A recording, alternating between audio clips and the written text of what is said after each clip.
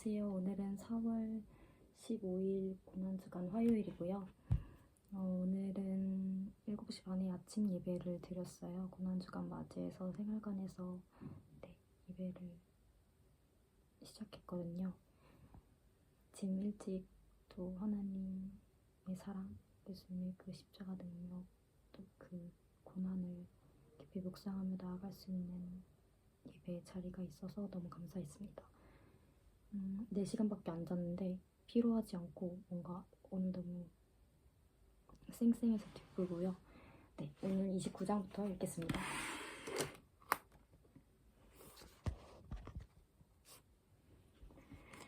야곱이 라반의 집에 도착하다. 29장. 야곱이 줄곧 길을 걸어서 드디어 동방 사람들이 사는 땅에 이르렀다. 거기 들에 우물이 있는데 그 곁에 양떼 새 무리가 엎드려 있는 것이 보였다. 그곳은 목자들이 양떼에게 물을 먹이는 우물인데 그 우물 아귀는 큰 돌로 늘 덮여 있어서 양떼가 다 모이면 목자들이 우물 아귀에서 그 돌을 굴려내어 양떼에게 물을 먹이고 다 먹인 다음에 다시 돌을 굴려서 우물 아귀를 덮고는 하였다.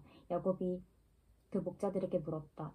여보십시오. 어디에서 오시는 길입니까? 그들이 대답하였다. 우리는 하란에서 오는 길입니다.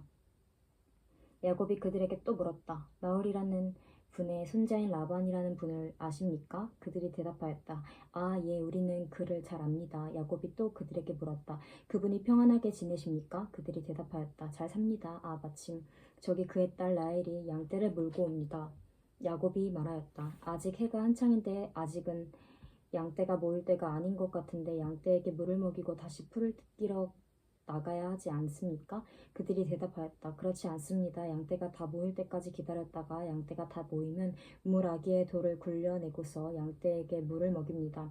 야곱이 목자들과 말하고 있는 사이에 라헬이 아버지의 양떼를 이끌고 왔다. 라헬은 양떼를 치는 목동이다. 야곱이 외삼촌 라반의 딸 라헬과 그가 치는 외삼촌의 양떼를 보고 우물 아귀에서 돌을 굴려내어 외삼촌의 양떼에게 물을 먹였다. 그러고 나서 야곱은 라헬에게 입을 맞추고 기쁜 나머지 큰 소리로 울면서 라헬의 아버지가 자기의 외삼촌이라는 것과 자기가 리브가의 아들이라는 것을 라헬에게 말하였다. 라헬이 달려가서 아버지에게 이 사실을 말하였다. 라반은 누이의 아들 야곱이 왔다는 말을 듣고서 그를 만나러 곧장 달려와 그를 보자마자 껴안고서 입을 맞추고 자기 집으로 데리고 갔다. 야곱은 지금까지 있었던 일들을 라반에게 다 말하였다. 말을 듣고 난 라반은 야곱에게 말하였다. 너는 나와 한 피부치이다.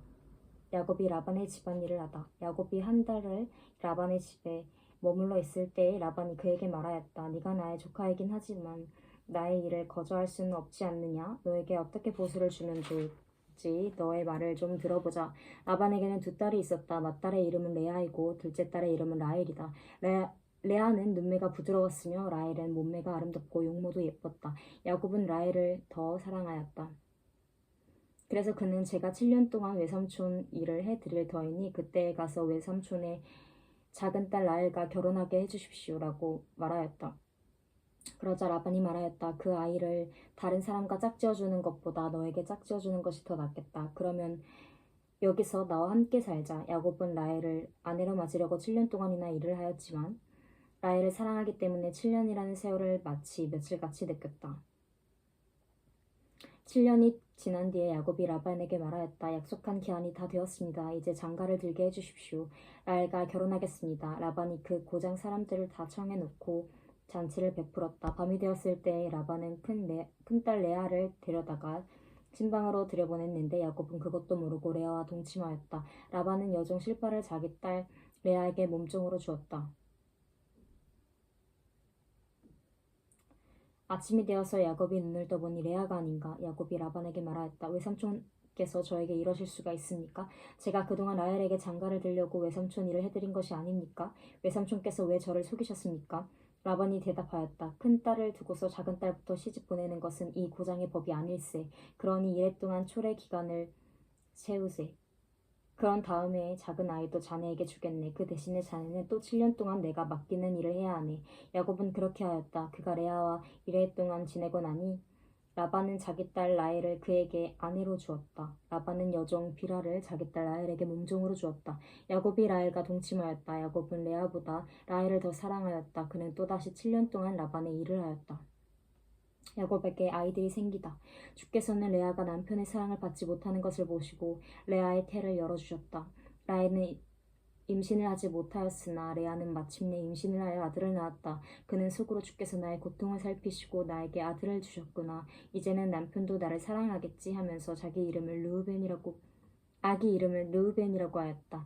그가 또 임신을 하여 아들을 낳았다. 그는 속으로 주께서 내가 남편의 사랑을 받지 못하여 하소연하는 소리를 들으시고 이렇게 또 아들을 주셨구나 하면서 아이 이름을 시므온이라고 하였다. 그가 또 임신을 하여 아들을 낳았다. 그는 속으로 내가 아들을 셋이나 낳았으니 이제는 남편도 별수 없이 나에게 단단히 매이겠지 하면서 아이 이름을 레위라고 하였다. 그가 또 임신을 하여 아들을 낳았다. 그는 속으로 이제야말로 내가 주를 찬양하겠다 하면서 아이 이름을 유다라고 하였다. 레아의 출산이 그쳤다. 30장. 라헬은 자기와 야곱 사이에 아이가 없으므로 언니를 시세우며 야곱에게 말하였다. 나도 아이 좀 낳게 해주셔요. 그렇지 않으면 죽어버리겠어요. 야곱이 라헬에게 화를 내면서 말하였다. 내가 하나님이라도 된단 말이오? 당신이 임신할 수 없게 하신 분이 하나님이신데 나더러 어떻게 하라는 말이오? 라헬이 말하였다. 나에게 몸 중 비라가 있습니다. 비라와 동침하셔요. 그가 아이를 낳아서 나에게 안겨주면 비라의 몸을 빌려서 나도 당신의 집안을 이어나가겠어요. 라헬이 자기의 몸종 비라를 남편에게 주어서 아내로 삼게 하니 야곱이 비라와 동침하였다. 마침내 비라가 임신을 하여 야곱과 비라 사이에 아들이 태어났다. 라헬은 하나님이 나의 호소를 들으시고 나의 억울함을 풀어주시려고 나에게 아들을 주셨구나 하면서 그 아이 이름을 단이라고 하였다. 라헬의 몸종인 비라가 또 임신을 하여 야곱과의 사이에서 두 번째로 아들을 낳았다. 라헬은 내가 언니와 크게 겨루어서 마침내 이겼다 하면서 그 아이 이름을 납달리라고 하였다. 레아는 자기가 다시는 더 아이를 낳을 수 없다는 것을 알고서 자기의 몸종 실바를 데려다가 야곱에게 주어서 아내로 삼게 하였다. 레아의 몸종 실바와 야곱 사이에서 아들이 태어났다. 레아는 내가 복을 받았구나 하면서 그 아이 이름을 갓이라고 하였다. 레아의 몸종 실바와 야곱 사이에서 두 번째로 아들이 태어났다. 레아는 행복하구나 여인들이 나를 행복하다고 말하리라 하면서 그 아이 이름을 아셀이라고 하였다. 보리를 거두어 드릴 때 르우벤이 들에 나갔다가 자기 나무를 발견하여 어머니 레아에게 가져다 주니 라헬이 레아에게 말하였다. 언니 아들이 가져온 자기 나무를 조금만 나눠줘요. 레아가 라헬에게 말하였다.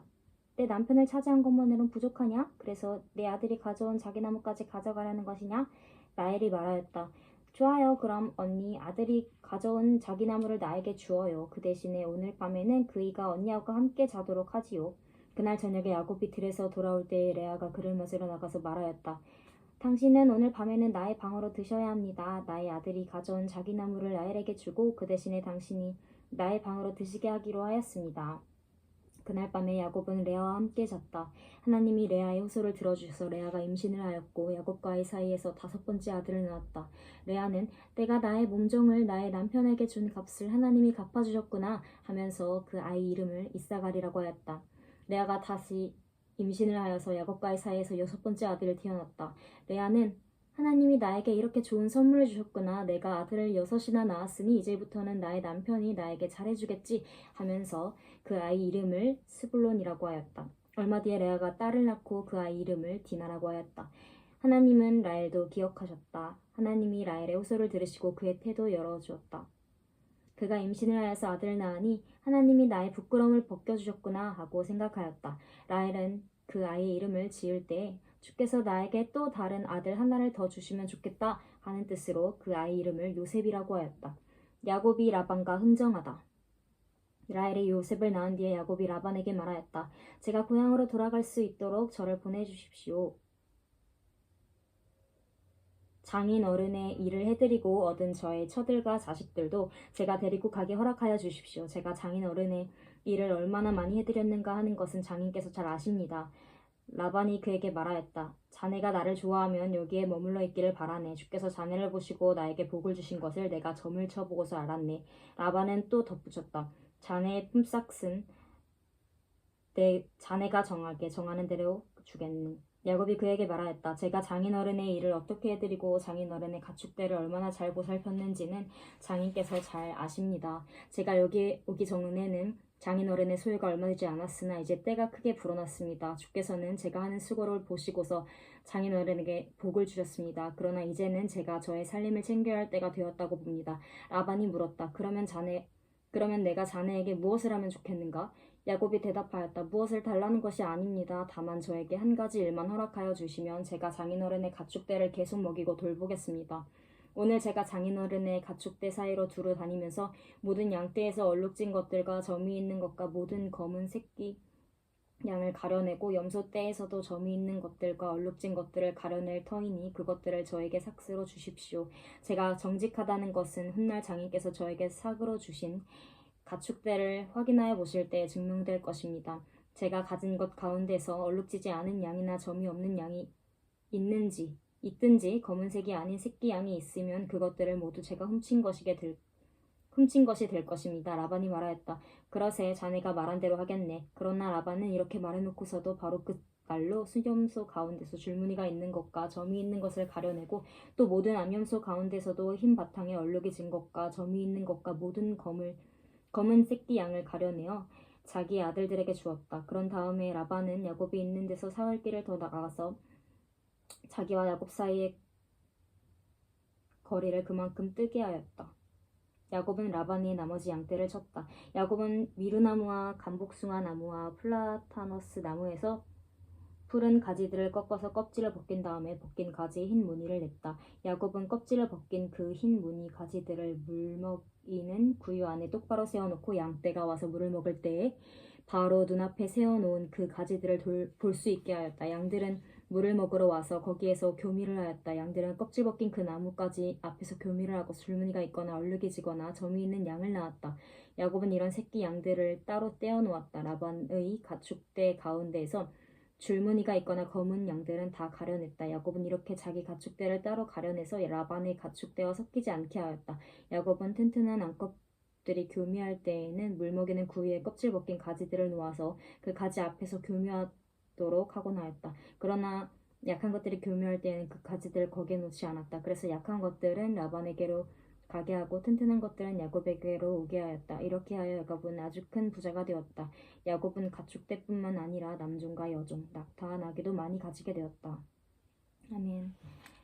네, 29장, 30장 읽었고요. 네, 창세기는 장마다 길어가지고 꽤 오래 걸리네요. 저는 이제 또 부활절 버스킹 예배를 드리러 갈 거고요. 네. 다들 잘 보내고 계시죠? 또 대학생인 분들은 중간고사 기간일 텐데 잘 챙겨 드시면서도 건강에 유의하시면서 생활하시길 바랍니다. 또 그 삶 속에서 예수님의 십자가를 떠올리며 우리가 또 감사하고 또 우리가 서로 사랑하며 나아가길 간절히 원합니다.